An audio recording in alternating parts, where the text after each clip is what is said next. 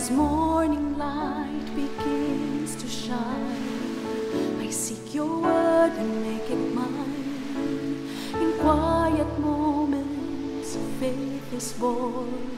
With every breaking of the dawn, rise and reflect on promises true. With every dawn, I'm renewed by you.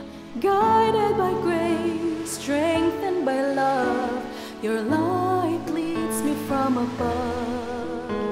Your word, my hope, my guiding way. In you I find strength each day. Through trials and fears I trust and rest. In your wisdom I am blessed. Rise and reflect on promises true. With every dawn I'm renewed by you. Guided by grace, strengthened by love, your light leads me from above.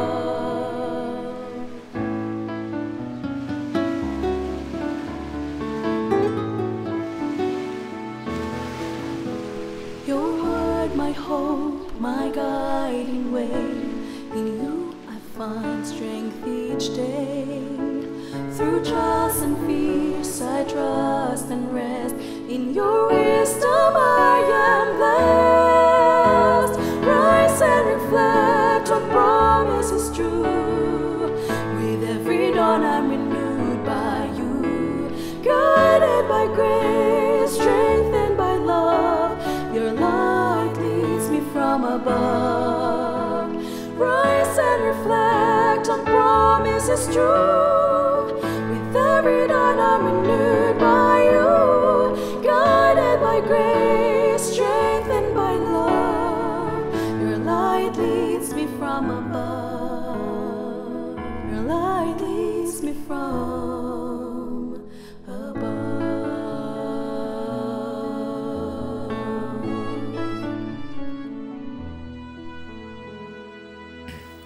Isang bago at punong-puno ng pagpapalang umaga muli kaibigan. Ako ang iyong kaibigan Ner Caranza na nagsasabing sa mga kaawaan nga ng Panginoon, tayo ay hindi nalipol. Sapagkat ang kanyang mga habag ay hindi nauubos. Ang mga yaoy bago tuwing umaga. Binabalik natin ang papuri at pasasalamat sa ating Panginoon sa kanyang kagandahang loob, kabutihan na kanyang muling ipinarana sa atin sa pag-extend ng buhay na kanyang ipinahihiram. Isang pagbati po para sa lahat ng ating mga tagapakinig dyan po sa Dipakulaw, Aurora, ganun din po sa Rojas Oriental, Mindoro. At mayroon po tayong mga sumusubaybay mula sa labas ng ating bansa, dyan po sa London at Saudi Arabia. Salamat po sa inyong pagtangkilik dito sa ating himpilan. At lalong-lalo na dito sa atin pong palatuntunang Rise and Reflect. Patuloy din po namin kayong inaanyayahan na subaybayan ang ating inihandang napakagandang serye ng pag-aaral tuwing alas 7 ng gabi, ang Revelation of Hope. Inyo pong patuloy na subaybayan at tiyak po na marami po kayong matututunan at ang pagpapala ng Panginoon ay mapapasa inyo sa mga katotohanang inyo pong mapapakinggan. Ikaw ay nakikinig dito sa ating himpilan, AWR 89.1 FM, at ito po ang ating palatuntunang Rise and Reflect. Dito ay nais nating pasimulan ang bawat araw sa pagbabalik ng pasasalamat sa ating Panginoong Diyos, pagbabasa ng Kanyang salita at sa pananalangin. Kaya itutuloy po natin ang ating pinasimulang aklat na basahin, ang Ecclesiastes, kabanatang 7 tayo ngayon, talatang 15 hanggang 22. At mula po sa ang Bible Pinoy version, pakinggan niyo po ang sinasabi ng Biblia. Sa buhay kong mahirap maintindihan, nakita ko na ang lahat. May taong matuwid na namatay kahit na matuwid siya, at meron namang masamang tao na mahabang buhay kahit na masama ang ginagawa niya. Huwag kang magpakabuti ng sobra at huwag ka ding masyadong magpakatalino. Bakit mo sisirain ang sarili mo? Huwag kang magpakasama ng todo o maging bobo. Bakit mo paaagahin ang pagkamatay mo? Kaya mabuti pang huwag kang maging sobrang mabait o masama, kasi magiging successful sa anumang bagay ang taong may takot sa Diyos. Mas napapalakas ng karunungan ang matalino kaysa sa 10 leader na namamahala ng isang city. Sure na walang matuwid na tao sa mundo. Mabuti lang ang ginagawa at never nagkasala. Huwag mong pansinin ang lahat ng sinasabi ng mga tao. Baka marinig mong nilalait ka ng servant mo. Alam mo sa sarili mo na ikaw mismo, madaming beses mo nang ginawa yon sa iba. Tinest ko ang karunungan sa lahat ng bagay. Sabi ko sa sarili ko, aalamin ko ang mga sagot gamit ang karunungan, pero di ko ito nahanap. Ang layo nito at ang lalim, sinong makakaintindi nito? Nag-decide akong alamin, hanapin at pag-aralan ang karunungan at meaning ng mga bagay. Gusto ko ding malaman kung paano ang kasamaan ay kabubuhan at ang kabubuhan ay kabaliwan. At nalaman kong mas masaklap pa sa kamatayan ang babaeng parang trap, ang puso niya parang patibong at net, at ang kamay niya parang may kadena. Nakakatakas sa kanya ang taong pinapasaya ang Diyos, pero ang makasalanan, nahuhuli niya. Ito ang nalaman ko, sabi ng teacher. Pinagkunik ko ang mga bagay para malaman ang kabuuan. Paulit-ulit kong sinubukang intindihin, pero di ko nakuha. Nakakita ako ng isang matalino sa 1,000 na lalaki, pero ni isang babae sa lahat ng ito, wala akong nakita. Ito lang ang nalaman ko. Ginawa ng Diyos ang mga tao na matuwid, pero sila ang gumagawa ng kung ano-ano nilang pakana. Walang matuwid. Minsan ay may nagtanong sa akin tungkol sa isang karakter sa banal na kasulatan. Kung ilang taon siya nang mamatay, ang sagot ko sa kanya ay matanda na. Kaya ang sabi niya, malamang na siya ay isang mabuting tao. Ganun sana dapat. Iyon sana ang ating inaasahan, na yung mabuti o mabait ay mas mahaba ang buhay. Ngunit kadalasan ay hindi. Minsan ay sinasabi ng mga tao kapag may taong namatay ng mga aga o bata pa, mabait kasi kaya kinuha agad ni Lord. Gaya ng pag-amin ni Solomon sa aklat ng Ecclesiastes. Sa talatang 15, lahat ng ito ay nakita ko sa mga araw ng aking walang kabuluhang buhay. May matuwid na namamatay sa kanyang katuwiran at may masama na pinahahaba ang kanyang buhay sa kanyang masamang gawa. Kaibigan, alam ni Solomon na mukhang hindi iyon tama. Ang mga masasamang tao ay hindi dapat makalamang sa mabubuting tao. Pero yun ang nangyayari kahit noon pang mga sinaunang panahon. Ang masaklap na katotohanan ay ang sinabi niya sa talatang 20. Sa katunayan, walang sino man sa lupa ang matuwid, walang sino mang gumagawa ng tama at hindi kailanman nagkakasala. Ibig sabihin ni Solomon, pareho lang, kaya maling isipin na ganito dapat ang nangyayari sa mga taong ito, sapagkat lahat pala ay masama, walang mabuti at matuwid. Nangyayari sa masama ang nangyayari sa mabuti. May masamang namamatay din ng maaga at may mabubuting tao din na namamatay ng maaga. Dito ay binibigyan tayo ni Solomon ng kaunting panahon upang harapin ang parang kawalan ng katarungang ito bago niya iharap ang isang mas mahirap na katotohanan. Talatang 20, walang sino man sa lupa na matuwid. Ang sabi niya, walang sino mang gumagawa ng tama at hindi kailanman nagkakasala. Meaning, lahat ay makasalanan. Itinuturo niya, una, ang hindi pagiging patas ng pagkakaroon ng mahabang buhay ng masama at maikling buhay ng matuwid. At pagkatapos ng ilang talata lamang ay sinabi niya sa atin na wala naman pala talagang matuwid. Lahat ay makasalanan. Walang sino man sa atin ang gumagawa ng tama at hindi kailanman nagkakasala. Kaibigan, sa tingin kasi ng tao ay may level ng kasalanan. Sa atin, ang pangangalo niya ay iba sa kasalanan ng pagnanasa. Subalit sinabi ni Jesus sa Mateo Kabanatang 5, talatang 27 ang ganito, ang sino mang tumingin sa isang babae ng may pagnanasa ay nangalo niya na sa kanyang puso.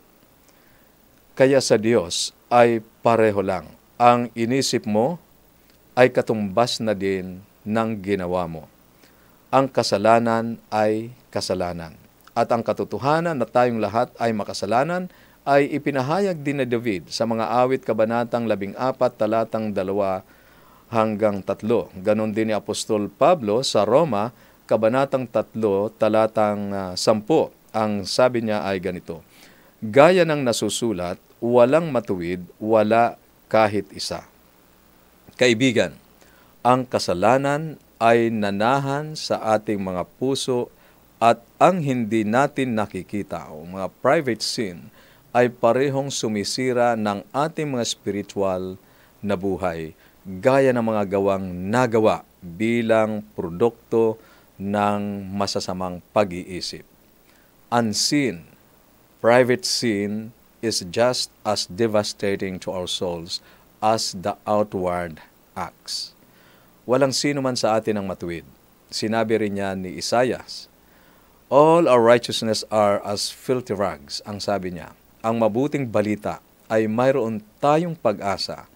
Sa Roma, kabanatang 3, talatang 23, yamang ang lahat ay nagkasala at hindi nakaabot sa kaluwalhatian ng Diyos. Sila ngayon, sa talatang 24, ay itinuturing na ganap ng kanyang biyaya bilang kaloob sa pamamagitan ng pagtubos na nakay Kristo Jesus. Kaibigan, ang ating pag-asa ay ang biyayang kaloob ng ating Panginoon sa pamamagitan ng ginawa ng ating Panginoong Hesukristo na pagtubos doon sa krus. Ang ibig sabihin, we are not righteous, but Jesus is. Through faith in Him, we receive His righteousness. Salvation is not based on our goodness, but on God's grace. Napakabuti ng ating Panginoon. Paano natin matatanggap ang pag-asang ito? Manampalataya sa ating Panginoong Yesus. Tanggapin siya bilang Panginoon at tagapagligtas. Magsisi sa ating mga nagawang kasalanan, talikuran natin at hanapin natin ang Diyos and live by His grace. Mabuhay tayo sa biyaya ng Panginoon na nagtitiwala sa Kanyang katuwiran, hindi sa ating mga sarili. Ito ay isang mahirap na katotohanan, ngunit isang pangunahing bahagi ng Ebanghelyo. Ang mabuting balita ay namatay si Kristo para sa mga makasalanan. Kaibigan, paano mo ito na-appreciate sa iyong buhay? Magtitiwala ka ba sa ini-offer na kaligtasan ng ating Panginoong Diyos para sa iyo? Para sa iyong reflection, maaari kang maglagay dyan sa comment section sa inyo po na mga nasa Facebook page at saka sa YouTube channel. Dyan po sa comment section ay pwede po kayong magpahayag ng inyong saloobin. At para naman po sa mga nakikinig sa radyo, ang atin pong mga numero kung saan pwede nyo po kaming i-text ay 0917-1742-777, 0917-1742-777, at sa 0918-9447-891, 0918-9447-891. Sa pagkakataong ito ay nais kong ihandog sa inyo ang isang napakagandang awit na inawit ni Nika Janine Barcelon, may pamagat, You Gave Your Life. Pakinggan po natin ang napakagandang awiting ito.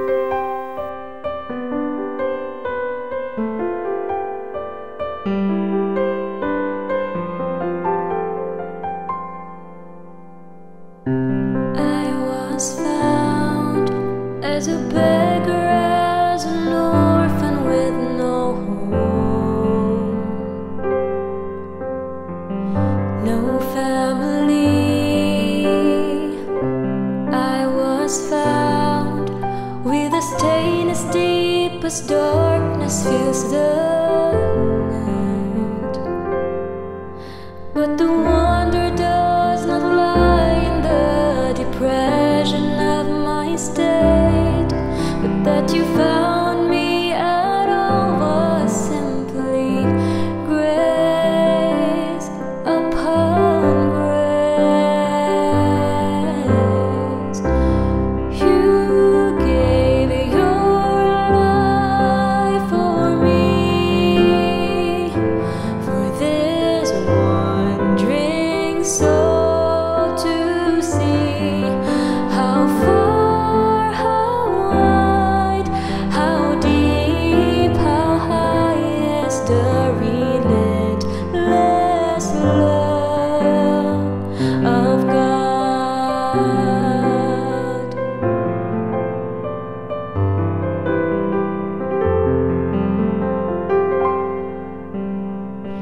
And now I find that the comfort of this life are not in things or in the joys that this life brings, but just to be the reworkmanship of God, to know His with me, to know His for me. And I can't begin to comprehend just why He's chosen me, but I'd spend 1,000 lifetimes giving thanks, giving you thanks.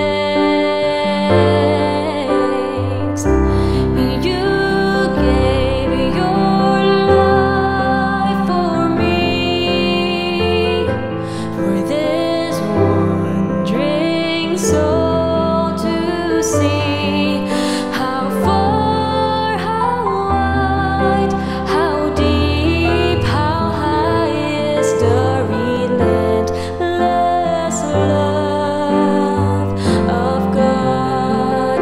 I'm undeserving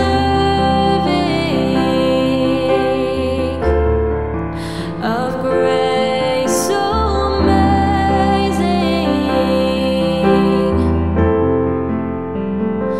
though free to me, it cost you everything.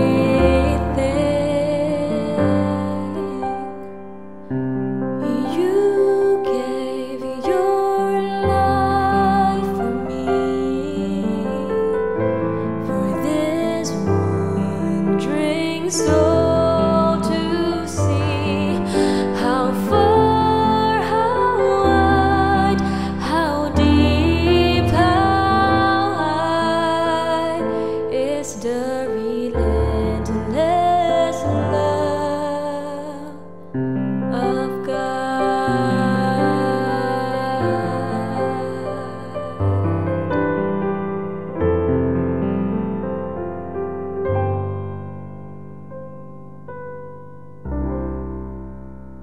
Salamat, Nika, sa mensahe ng awit na iyong inihandog sa ating pagsasama-sama ngayong umaga. At kaibigan, tayo ay dadako sa ating pananalangin. Saan ka man naroroon, nais kong makasama ka sa ating paglapit sa ating Panginoong Diyos. Tayo ay manalangin. Amang banal, dakila naming Diyos, sa katunayan ay walang sino man sa amin ang matuwid. Ang tanging pag-asa namin ay ang katuwiran ng inyong anak, ang aming Panginoong Jesucristo, na dumating upang palayain ang aming mga pagkaalipin sa kasalanan. Ama, tulungan mo po kaming tanggapin at sampalatayanan ang ginawa ng inyong anak para sa amin at mamuhay kami sa pag-asa ng kanyang pagliligtas.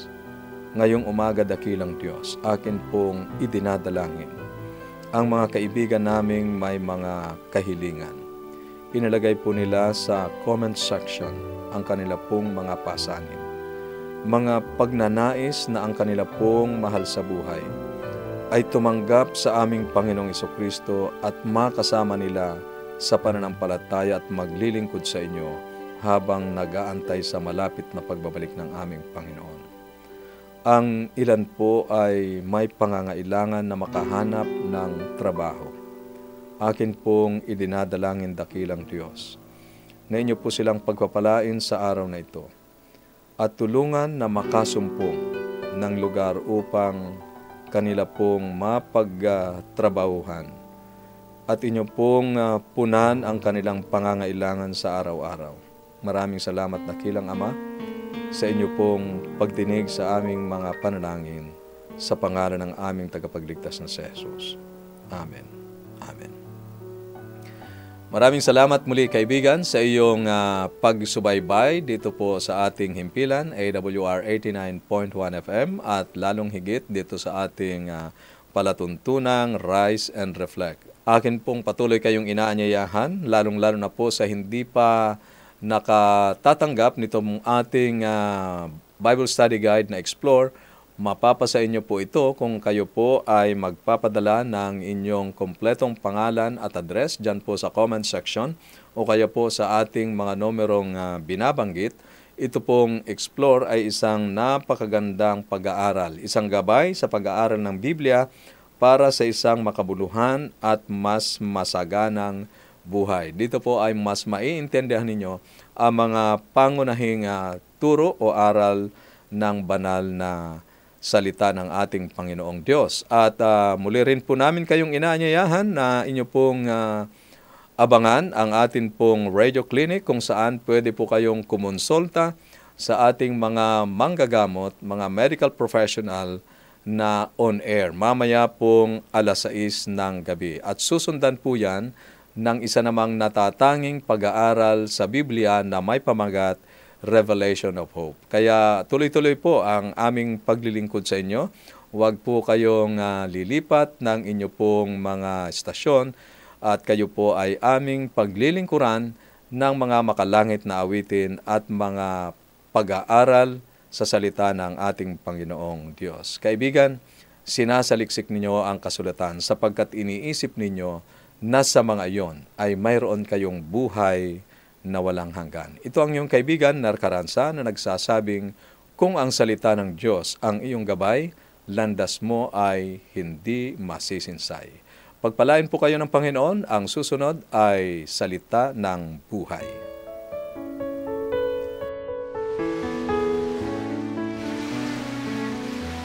As morning light begins to shine, I seek your word and make it mine. In quiet moments, faith is born. With every breaking of the dawn, rise and reflect on promises true. With every dawn, I'm renewed by you. Guided by grace, strengthened by love, your light leads me from above. Your word, my hope, my guiding way. In you I find strength each day. Through trials and fears I trust and rest.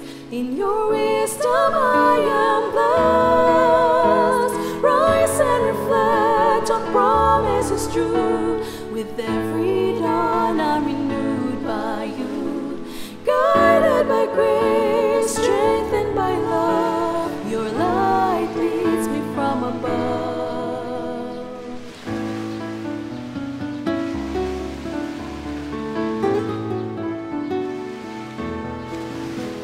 Your word, my hope, my guiding way. In you I find strength each day. Through trials and fears I trust and rest. In your wisdom I am blessed. Rise and reflect on promises true. With every dawn I'm renewed by you. Guided by grace, strengthened by love, your light leads me from above. Rise and reflect on promises true. With every dawn I'm renewed by